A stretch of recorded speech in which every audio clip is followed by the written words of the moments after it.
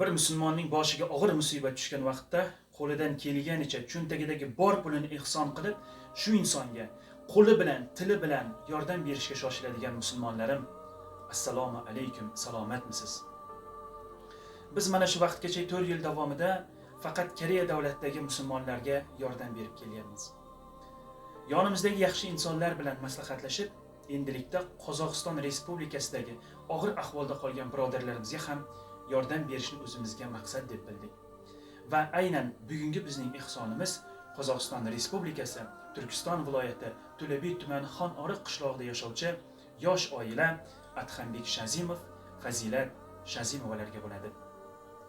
Hammangizga ma'lumki, bir hafta oldin, ya'ni 2021-yil 17 noyabr kuni Qozog'istonning Taraz, Chimkent shaharlarida juda ham kuchli bo'lgan shamol oqibatidan ko'p uylar, binolar, mashinalar yaroqsiz holga tushdi. 50 ga yaqin insonlar shifoxonaga yotqizildi. Shu bo'lgan shamol oqibatidan tok simlaridan yong'in chiqib bir oila uysiz qoldi. Katta hozirgi zamon talablariga binoan ta'mirlangan uy va saroy ichida yaqin kunlarda tug'ishi kerak bo'lgan sigir ham yonib ketgan. Allohga ming bora shukrlar bo'lsinki, yong'in oqibatidan odamlarga hech narsa qilmagan. Uy egalari ishda, bolalar esa bog'chada, maktabda bo'lishgan. Ko'rib turganingizdek, hech narsa qolmagan. Biz bu narsalarni aytib ko'rsatishga majburmiz, sababi insonlar yordamga muhtoj. Siz hozir qish vaqtida issiq uyingizda o'tiribsiz, lekin bu insonlar uyidan, boridan, dunyosidan ayrilib, hozir qalblari yig'lab yaqinlarini uyda yashamoqda. Keling mening mehribonlarim, birligimizni ko'rsataylik. Bu oilani uyli bo'lishiga siz va biz bo'lib harakat qilamiz. Shuning uchun ihson qiling. Mana shu sizni hozirga qilgan ihsoningiz sizning eng katta boyligingizdir. Bu uchta mehrli ko'zlarni qarang. Agar mana shu bolachalarning uyiga siz bitta g'isht qo'ysangiz, Alloh sizni oxiratda jannat bilan mukofotlasin. Sababi ihsonning mukofoti faqatgina ihsondir.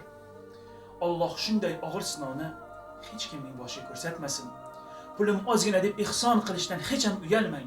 Sababi sizni qilayotgan ihsoningiz bu dunyolarni o'zgartirmasa-da, mana shu bolachalarning hayotini o'zgartirib, mana shu oilani qayta uyli bo'lishiga sababchi bo'ladi. Yodingizda bo'lsin. Olganingiz emas, berganingiz sizniki. Bu dunyoda boylikni topganingiz emas, topib turib bir insonga berganingiz sizniki. Keling azizlarim, bu dunyoga hammamiz mehmonmiz. Shuning uchun ko'zimiz ko'rib, yuragimiz urib turgan vaqtda bir yaxshilik qilaylik. Ekran oldida bizni ishonch bank karta raqamlarimiz qoldirildi. Qo'lingizdan kelganicha, qurbingiz yetganicha ihson qiling. Hech bo'lmaganda duo qilib, shu videolarni boshqalar ko'rishiga sababchi bo'ling.